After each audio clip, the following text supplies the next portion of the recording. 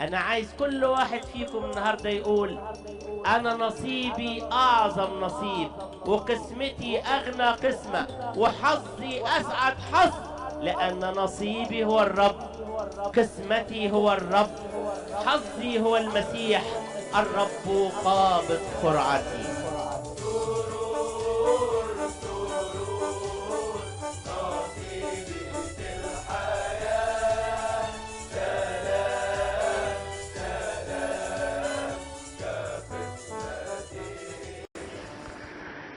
يا للعجب على تواضع المسيح ومحبته لجنس البشر، لأن العظماء يرفضون أن يصير الفقراء أقرباء لهم، وذوي العلم يرفضون أن يذكروا أسماء أقاربهم الجهال، وذوي المكانات الرفيعة يزدرون بالناس البسطاء. أما يسوع هذا الإله المملوء حبا لا يستنكف منا أن يدعونا أقاربه، إنه يدعونا إخوته، يدعونا أخواته، بل ويدعونا أيضا أمهات له. انظروا ماذا يقول فصل إنجيل هذا الصباح المقدس: بينما كان المسيح يتكلم أتى إليه بعض الناس وقالوا له: هوذا أمك وإخوتك في الخارج يطلبونك. فقال لهم: من أمي وإخوتي؟ ثم أشار بيده إلى كل الذين حوله قائلا: ها أمي وإخوتي. لأن من يصنع إرادة أبي الذي في السماوات هو أخي وأختي وأمي. إن المسيح لا يعرف الكبرياء، إنه متضع جدا. صدقوني لو الواحد ليه واحد عظيم ومحتاج له في حاجة، ممكن الشخص العظيم ده يتبرى من قرابته، يقول معرفوش. لو انا رحت لواحد عالم كبير قوي ممكن يقول انا معرفكش، لانه يتكسف من الجهل بتاعي. ده اللي اكتر من كده، مما يحزن في هذه الايام ان بعض الشبان المتعلمين يتكسفوا من امهاتهم اللي ربوهم، ولما يروحوا في وسط راقي كده يتكسفوا يقولوا دي يا ماما، ولو الاب راجل بسيط يتكسفوا يقول ده بابا، ولو اخوه راجل على قده وهو بقى حاجة كبيرة يتكسف يقول ان ده اخويا. دول البشر. إنما شوفوا تواضع المسيح، يقول ها أخي وأختي وأمي. إن الأمر العجيب في أصحاح هذا اليوم إن المسيح يعرض طلب أن نصير أقرباء لي. هو اللي بيعرض، هو اللي بيعرض، هو العظيم. يريد أن كل الناس يصيروا أقرباء له. ألم يدعو التلاميذ إخوته قائلا للمجدلية: اذهبي وقولي لإخوتي أن يمضوا إلى الجليل هناك يرونني؟ المسيح هنا الذي يعرض طالبا قرابتك أيها الإنسان الضعيف، أيها الإنسان المسكين، أيها الإنسان الخاطي مثلي. المسيح يعرض عليك طلب، إنه يطلب أن تصير قريبه. يا للعجب. طب ازاي يا رب اصير قريبك؟ ده انا لا استحق اني حتى انسب اليك. يقول: اذا صنعت ارادة ابي الذي في السماوات لا اخجل ولا استحي من ان ادعوك اخي واختي وامي. ان من يصنع ارادة ابي الذي في السماوات هو اخي واختي وامي. إذن هناك طريقة سهلة وحلوة لكي نصير أقرباء لهذا السيد الذي افتدانا بدماه، أن نصنع مشيئة الآب، أن تكون إرادتنا منطبقة تماما على إرادة الله الآب، زي ما الرب يسوع كان بيقول: ولم يتركني الآب وحدي لأني في كل حين أصنع مشيئته. وانت عايز تبقى قريب للمسيح، اصنع إرادة الآب، زي ما المسيح قال: لم آتي إلى العالم لأصنع إرادتي بل إرادة الذي أرسلني. وكان دايما المسيح يعلمنا أن نسلم المشيئة والإرادة للآب. شوفوا ازاي لما دخل بستان جثيماني كلم الآب وقال له: يا أبتاه إن أمكن فلتعبر عني هذه الكأس، ولكن ليس كما أريد أنا بل كما تريد أنت. وعلمنا في كل حين حينما نصلي أبانا الذي أن نقول: لتكن مشيئتك. كل ما الإنسان يطلب من قلبه أن ينفذ إرادة الآب ويشعر أنه هو إنسان مرسل إلى هذا العالم لتتميم رسالة، ومش مرسل إلى العالم ليعبث أو يتلذذ أو يقضي حياته في المجون والشرور والفجور، إنما له رسالة من الآب. كل ما الإنسان يتمم هذه الرسالة، كل ما يبقى خاضع لإرادة الآب في داخله، وكل ما يصنع الوصايا التي نطق بها الابن الحبيب المسيح، لا يستحي أن يدعوه أخوه ولا يستحي أن يدعوها أخته. وإحنا يا أحبائي لو نفذنا إرادة الآب في حياتنا، مش بس هنبقى مقربين جدا للمسيح المتواضع الذي وإن كان الفارق بيننا وبينه هو فارق لا نهائي، لأننا لا يمكن أن نكون مثله، إذ هو ابن الله بالحقيقة، ابنه الوحيد، أما نحن فأبناء بالتبني. رغم هذا الفارق الضخم الشاسع الذي لا يمكن اختزاله، المسيح لا يستحي أن يدعونا إخوته، ومصر على أن يدعونا إخوته وأخواته إذا صنعنا إرادة الآب. مش بس لما نصنع إرادة الآب حنصير أقارب للمسيح وإخوته وأخواته وأمهاته، ده كمان حياتنا يبقى لها قيمة عالية جدا جدا. تفتكر يا حبيبي إيه قيمة حياتك؟ قيمة حياتك تتلخص في كلمتين: هل عملت الرسالة اللي بعتك علشانها المسيح للعالم؟ هي دي قيمة حياتك. افرض انت عملت حاجات كتير في الدنيا، لكن الرسالة اللي بعتك علشانها الآب ما عملتهاش. الآب أرسل الابن، والابن أرسلنا إلى العالم، وكلم الآب وقال له: كما أرسلتهم إلى العالم، كما أرسلتني إلى العالم أرسلتهم أنا أيضا إلى العالم، ولأجلهم أقدس أنا ذاتي لكي يكونوا هم أيضا مقدسين في الحق. يعني زي ما الآب أرسل الابن، الابن أرسلنا. طيب الابن لما أرسل إلى العالم تمم إرادة الآب بالكامل. عشان كده الآب قال عنه أكتر من مرة: هذا هو ابن الحبيب الذي به سررت. ولما كان المسيح بيتمم آخر مقاصد الآب وهو على الصليب صرخ قائلا: قد أكمل. ولما كان بيصلي في ليلة العشاء الأخير كلم الآب قائلا العمل الذي أعطيتني لأعمل قد أكملته.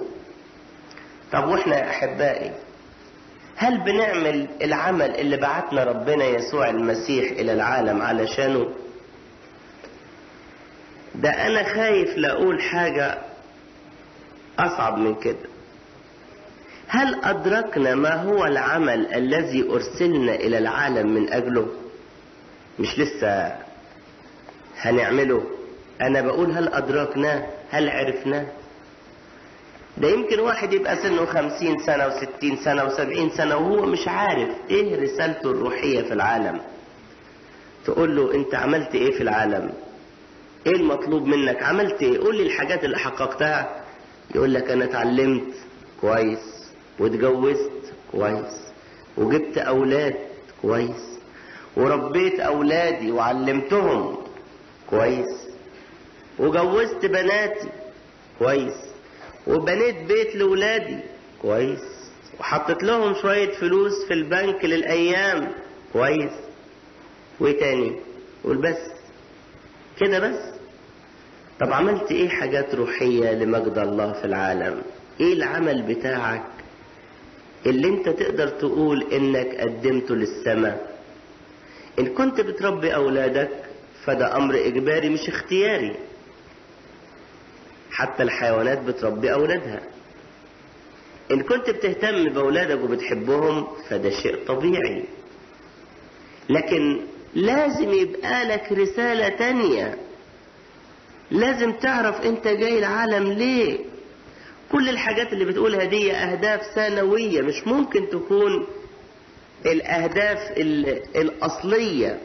لازم ربنا عايز منك حاجة تحققها في العالم قبل ما تترك هذا العالم. المسيح لما قال انتم نور العالم يعني معناه انتم لازم تنوروا، امال تبقوا نور ازاي؟ ولما قال انتم ملح الارض يعني معناها لازم تحفظوا المنطقة اللي انتم فيها من الفساد. طب هل انت نور للعالم؟ قول لي بتنور ازاي؟ هل انت ملح للارض؟ قول لي بتمنع الفساد ازاي؟ لازم تسأل نفسك ماذا صنعت انا من اجل المسيح؟ ايه اللي انا عملته من اجل الله؟ ايه الخطة اللي المسيح بعتني علشان اتممها وانا تممتها؟ ولا انا لسه معرفتش ايه الخطة ولسه معرفتش ايه الوظيفة؟ تخيلوا معايا كده واحد ماشي في الشارع وانت قابلته وقلت له انت بتشتغل ايه؟ قام قال لك معرفش. تقول له ياه ما تعرفش انت بتشتغل ايه؟ امال انت في المجتمع ايه يعني؟ يعني ايه ما تعرفش؟ في حد ما يعرفش؟ يقول لك معرفش. تقول له انت انسان عجيب قوي. اهو نفس الحكاية. في واحد يبقى عايش في العالم تقول له بتشتغل ايه من اجل الله؟ يقول لك معرفش. الله، لغاية السن ده ما تعرفش؟ مش لازم تصلي وتقعد مع ربنا وتقول له يا رب عرفني ايه اللي انت عايزه مني؟ مش لازم تبقى انسان عارف اهدافك وعارف خطتك؟ ازاي ما تعرفش؟ ازاي ما تعرفش؟ لازم تسأل ربنا.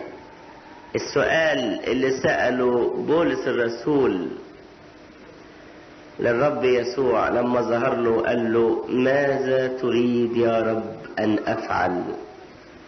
قال له قم وادخل المدينة وهناك يقال لك ماذا ينبغي أن تفعل. طيب يبقى في 3 خطوات علشان نصير أقرباء للمسيح ونأخذ هذا المجد. الخطوة الأولانية إن احنا نسأل ربنا إيه العمل بتاعنا وإيه الرسالة بتاعتنا، ونصر على هذا السؤال. يا أحبائي الصلاة مش بس إنك تقول له اغفر خطاياي، مش بس إنك تصلي من أجل الآخرين، هذا شيء عظيم إنك تطلب الغفران وتصلي من أجل إخواتك ومن أجل المرضى ومن أجل اللي واقعين في خطايا عشان ربنا يرفع عنهم خطاياهم ويرحمك ويرحمهم. إنما لازم يبقى في سؤال تاني: ماذا تريد يا رب أن أفعل؟ أنت عايزني أحقق إيه في حياتي من أجلك؟ احنا النهاردة مثلا لفينا بجسد ورفات القديس يوليوس الأقفاصي وخدنا بركة منه. ايه الراجل ده كانت ايه رسالته في الحياة؟ ايه الرسالة الروحية بتاعته؟ كانت رسالته انه يكتب سير الشهداء والقديسين. يعني تخيلوا لو يوليوس الأقفاصي ده مرضيش او ما اهتمش بالموضوع ده او لم يدرك العمل اللي ربنا عايزه منه يتممه، كنا اتحرمنا من قصص كتير قوي من قصص الشهداء، وكانوا يبقى شهداء كثيرين لا نعرف عنهم شيئا. انما يوليوس الأقفاصي ده كان راجل غني وكان معاه ولاد يكتبوا، لان الكتابة كانت زمان حاجة غالية مكلفة لان ما كانش فيه مطابع، وكان يصرف اموال كتيرة علشان يروح يتابع الاستشهاد ويعرض نفسه للخطر ويدخل كده في المناطق اللي ممنوع الدخول فيها علشان يقدر يشوف الشهيد ده بيتعذب ازاي وبيتألم ازاي، ويكتب قصته. مش بس يكتب قصته، ده كمان ياخد جسده يهتم بيه ويخبيه عشان بعد ما ينتهي زمن الاستشهاد يطلعه. قضى طول حياته لهذه الرسالة، والآن نحن نتنعم بسير الشهداء والقديسين من خلال كتابات يوليوس الأقفاصي. ايه رأيكم في الرسالة دي؟ رسالة عظيمة ولا مش عظيمة؟ رسالة عظيمة. ترك للعالم أثر حلو، خلى حياته ليها قيمة. لو كان يوليوس الأقفاصي ده لم يضع بصمة في تاريخ الكنيسة كنا النهاردة نحتفل بيه، او كانت حياتك تبقى لها قيمة. قول لي ايه القيمة في حياتك؟ اوعى تفتكر ان قيمة حياتك انك انت تربي الاولاد وتجوز البنات وتبني البيوت وتترك الالافات في البنوك بعد رحيلك. لا، مش هي دي رسالتك، ده جزء من رسالتك، لكن الرسالة الروحية بتاعتك لازم يبقى لك عمل روحي. في انسان يقضي حياته كلها يخدم الفقراء والمساكين، تلاقيه يأسس ملاجئ، يأسس معاهد، يأسس بيوت المسنين، يعمل حاجات، يعمل مشروعات. إنسان خير. شوفوا مثلا الأم تريزا دي اللي جابوها في الجورنال، إزاي بذلت حياتها كلها من أجل خدمة الفقراء والمساكين. وفي مطلع حياتها كان أخوها الضابط مش عايزها تترهبن، فبعت لها جواب بيقول لها أنا مش عايزك تدخلي سلك الرهبنة. قالت له، ردت عليه في جواب وقالت له إن كنت أنت بتخدم ملك وأنت مجند، ثق إنني سأجند لخدمة ملك الملوك ورب الأرباب. اشمعنى أنت بتخدم الملك الأرضي؟ أنا هخدم ملك الملوك ورب الأرباب. أدت رسالة، عملت حاجة، تركت أثر. هل أنت ليك رسالة؟ ده السؤال. إلى متى لا يدرك الإنسان المسيحي أنه إنسان غير عادي؟ أي إنسان مسيحي يا أحبائي إنسان غير عادي، له رسالة. زي ما الرب يسوع قال للآب كما أرسلتني إلى العالم أرسلتهم أنا أيضا إلى العالم. يبقى احنا لينا رسالة، مش جايين للعالم كده بطريقة عشوائية. احنا مولودين لا من لحم ولا من دم ولا من مشيئة رجل ولا من مشيئة إنسان، ولكننا مولودين من الله. طب ما دام مولودين من الله يبقى أكيد لينا رسالة في العالم. اوعى عمرك يضيع قبل ما تعرف ايه رسالتك، ولما تعرف ايه رسالتك وتحققها هتبقى دي إرادة الآب في حياتك، وهنا تبقى تستاهل برحمة ربنا ان المسيح يقول لك انت اخي ويقول لك انت اختي وانت امي. من يصنع مشيئة ابي الذي في السماوات هو اخي واختي وامي. في انسان تلاقيه مكرس كل حياته لخدمة الطلبة الفقراء، نوع من انواع الخدمة، يقول لك انا ملياش دعوة لا بالارامل ولا بالايتام، انا هاخد الطلبة الفقراء. شوفوا لي مين الاستاذ اللي في الكنيسة ماسك خدمة الطلبة الفقراء.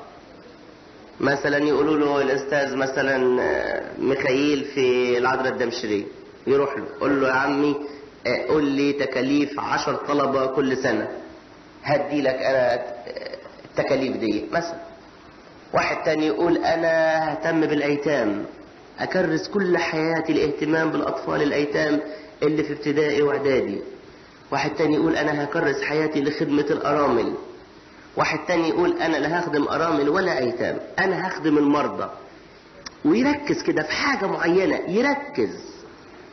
واحد تالت يقول لك لا انا لا هخدم مرضى ولا فقراء ولا ارامل ولا ايتام، انا هخدم الانجيل، هجيب اناجيل ووزعها على الناس الفقراء عشان محدش يتحرم من كلمة ربنا.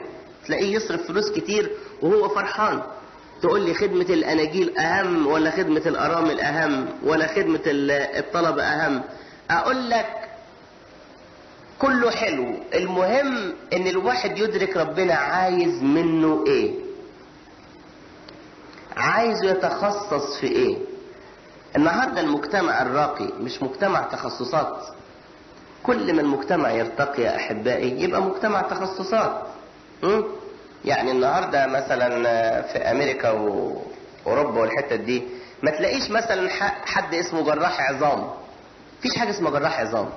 جراح ايه في العظام؟ تلاقي واحد واخد كذا دكتوراه في الركبة يقول لك ده بتاع ركبة بس، تاني ده بتاع ظهر، والتالت ده بتاع مش عارف حوض. تخصص جوه التخصص.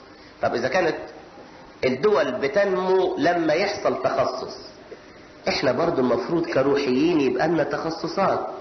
اعرف تخصصك، ربنا عايزك تشتغل ايه لصالح ملكوته. واحد تاني يهتم بعمار الكنايس، ربنا يشده كده يقول له انت مسؤول عن عمار الكنايس، يهتم بالزيت والخمر والدقيق اللي بيتعمل منه القربان، يهتم بالبخور والشموع، يهتم بمفارش المذبح. تلاقي حياته كلها مكرسة الموضوع ده. ربنا عايزه كده. هذه هي إرادة الله في حياته، انه يركز على الحتة دي. لما يتممها بالكامل يبقى ياخد الدرجة النهائية في رسالته. مش يعني الرسالة الروحية انك تعمل كل حاجة في المجال الروحي، لا. الرسالة الروحية انك تعرف ربنا عايز منك ايه بالذات. قل له يا رب عايزني اخدمك باي اسلوب في انهي مجال، حدد لي. وصلي كتير وصر على هذا السؤال، ماذا تريد يا رب ان افعل؟ ما تقولش ربنا قال لي اخدم الفقراء، لا. ربنا مش عايزك تخدم الفقراء، دي كلمة عايمة. تخدم ايه في الفقراء؟ في كذا تخصص. يمكن ربنا عايزك تخدم المسنين، نوع من التخصص اللي محدش قادر ايه يخدمهم. او تخدم المعوقين اللي محدش فينا بيسأل فيهم. المسنين والمعوقين ده نوع من انواع المرضى او التعبانين، مش كل واحد يقدر يخدمهم. شوف المسيح عايز منك ايه بالظبط. المسيح يحب الحاجات المحددة، مش عايزك تاخد كل حاجة، لكن عايزك تتفوق في حاجة واحدة. انا مرة رحت زرت واحد غني قوي قوي قوي، بعدين بسأله انت بتشتغل ايه؟ قال لي انا عندي مصنع. قلت له مصنع ايه؟ باين عليه مصنعك ده حاجة كبيرة قوي في بالي. قال لي لا، انا عندي مصنع زراير، بصنع الزرار بس انا بصنع مئات الانواع من الزراير، بورد لكل بتوع الهدوم كل الزراير. اهو تخصص واحد بس بيعمل زراير، لكن بقى مليونير. المسيح عايزك تعرف ايه تخصصك، مطلوب منك ايه روحيا. مش لازم تعمل كل حاجة، مش لازم تبقى بترنم وتوعظ وتفتقد الارامل والايتام وتعلم الشبان جبتي وتحضر مدرسة احد. لا، مش لازم تعمل كل حاجة. هو عايزك تعرف حاجة واحدة بس وتعملها بنجاح. وهو يكمل. انت عليك تعرف ايه الدور اللي عليك. لما كل واحد فينا يعرف الدور اللي عليه يلاقي حصل نمو روحي لينا كلنا، ان كل واحد عرف ايه المطلوب منه. لازم تسأل، لازم تسأل. كان في كوريا راجل تقي قوي يطلب من المسيح طلبات كده ويحس ان الطلبات دي ربنا سمعها. فجه الراجل ده طلب من ربنا عجلة، قال له يا رب انا عايز عجلة. هو متعود انه لما يطلب من ربنا حاجة الحاجة تيجي على طول. مر شهر 2 العجلة ما جاتش، فاستغرب قوي، فدخل مخدعه وصلى تاني، يا رب انا عايز عجلة، ما جبتليش ليه عجلة؟ فسمع صوت المسيح جواه بيقول له اصل انت يا حبيبي ما حددتليش نوع العجلة اللي انت عايزها. في عجلة بالفتيس وعجلة بالجنزير، في عجل كتير قوي، انا مستني انت تقول لي انت عايز انهي صنف. فقال له انا غلطان يا رب، انا عايز عجلة بالمواصفات الفلانية بفتيس مش عارف بايه وايه وايه. بعد اسبوع لقى العجلة جات له. المسيح عايزك تبقى محدد في طلباتك، وعايزك تبقى عارف ايه تخصصك. علشان احنا في العالم زي الورود، كل وردة ليها شكل، ليها لون، ليها ريحة. مفيش وردة تلاقوها صفرة وخضرة وحمراء لا، تلاقي وردة ليها لون معين، وحتى الوردة المختلطة الالوان دي تلاقيها شكل خاص ما تعرفش تنتج غير كده. فانت ايه تخصصك؟ ايه العمل اللي عايزه منك ربنا؟ ما سألتش نفسك ماذا يريد الرب منك؟ كل العظماء في تاريخ الكنيسة عرفوا ماذا يريد الرب منهم. بولس الرسول عرف ان ربنا عايز يروح للأمم. لما اليهود اضطهدوه كتير ظهر له الرب في رؤيا، قال له اني سأرسلك بعيدا الى الأمم. هنا مش هيقبلوا شهادتك عني، اني سأرسلك بعيدا الى الأمم. فعرف ان هو كروز الأمم. كل واحد ليه تخصص، وانت ان كنت عايز تبقى انسان عظيم لازم تسأل ربنا ماذا تريد يا رب ان افعل؟ ايه هي ارادتك في حياتي؟ كل ما عرفت ارادة الله في حياتك وخطة الله في حياتك بالضبط ايه هي، كل ما تبقى انسان ناجح، وناجح جدا جدا. في قديس كبير قوي كان مطران للأقصر، مش المطران اللي فات، لا اللي قبله، ده اسمه كان الأنبا باسيليوس. ده كان قديس كبير قوي. القديس ده لما كان سنه 8 سنين كان حاسس انه هيبقى كاهن. تصور ولد سنه 8 سنين بيصلي كتير ويقعد في الكنيسة كتير، الروح القدس حسسه جواه انه هيبقى كاهن. فكان لما يرجع من المدرسة وهو سنه 8 سنين 10 سنين كده يخبط الباب كده، ماما تيجي تفتح تقول مين؟ يقول لها افتحي انا ابونا. امه تقول له يا ولد ابونا ايه؟ انت لسه بقيت حاجة؟ يقول لها انا لازم هبقى ابونا، انا عارف ان انا هبقى ابونا. شوفوا هنا عارف تخصصه من هو صغير. بعد شوية كبر وبقى انسان ناجح جدا وخد وظيفة كبيرة قوي وعايز يترهبن، عنده اشواق شديدة للرهبنة. كل ما يجي يترهبن امه تقول له يا ابني هتسيبني لمين يا ابني؟ ده انا يعني ملياش حد غيرك. بدل ما يحط هدومه في الشنطة يفتح الشنطة وايه تاني ويقعد. وبعدين جه في ليلة من الليالي، ما هي امه عطلته كتير، انما جه في ليلة من الليالي حلم غريب قوي. شاف حمامة كبيرة واقفة قدامه، كانت حمامة صغيرة في الاول. قالت له تيجي معايا يا شفيق، كان اسمه شفيق. قال لها اجي معاكي فين؟ قالت له اديك حتة حلوة قوي. قال لها انت يا حمامة يا صغيرة تقدر توديني حتة حلوة وتشيليني ازاي؟ قالت له طب بس تعالى اركب عليا كده وشوف. جاي يركب لقى الحمامة دي بيت نسر كبير قوي، حمامة ضخمة جدا، طارت بيه فوق جبال ووديان وحاجات. هو يقول لها انت مودياني فين؟ تقول له ما تخافش اوديك مكان حلو قوي. لغايه ما نزلت بيه على جبل منور نور عجيب قوي. قال لها ايه المكان الحلو ده؟ قالت له دي اورشليم السمائيه، طوعني لغايه ما وصلك اورشليم السمائيه. فعرف ان الحمامه دي تاني يوم خلاص اتضحت الامور. حط هدومه في الشنطه وامه جت تقول له، قال لها خلاص بقى يا ماما ما تقوليش، انا رايح الدير يعني رايح الدير. ومن الطرائف العجيبه بتاعته انه لما راح الدير وهو رايح الدير كان عارف انه هيبقى اسقف كمان، هو كان عارف انه هيبقى اسقف. قام راح خبط على دير السريان، فتحوا له، قال لهم هو ده الدير اللي بيعمل اساقفه؟ قالوا له لا مش هو ده الدير اللي بيعمل اساقفه. قال لهم امال الدير اللي بيطلع منه اساقفه ايه؟ قالوا له دير البراموس. قال لهم طبعا اذنكم انا هروح اترهبن في دير البراموس. شوفوا قد ايه الوضوح بتاعت الرساله. وفعلا رسم اسقفا وكان قديسا عظيما جدا. الوضوح بتاع مشيئه الله في حياتنا ده يجي ازاي؟ يجي بالصلاه. لما تقعد كتير مع ربنا علشان تسمع صوته، هنا تقدر تعرف ربنا عايز منك ايه. انا مش بقول لك كده عشان تبص للامور العاليه زي ما بيقول كتاب، غير ناظرين الى الامور العاليه بل منقادين المتضعين، لكن انا بدي لك امثله قد ايه الهدف بيتضح لما الانسان بيبقى قريب قوي من ربنا. واحنا مش بنقترب الى الله.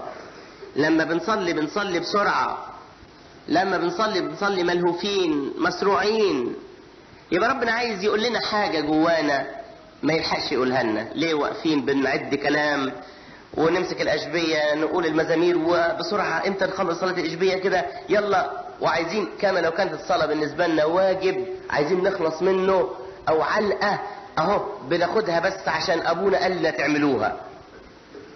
طب دي صلاه ما تنفعش ان ربنا يكلمك فيها. هو مش هيكلمك باعلان كده يعني، هيكلمك بصوت، انما هيقول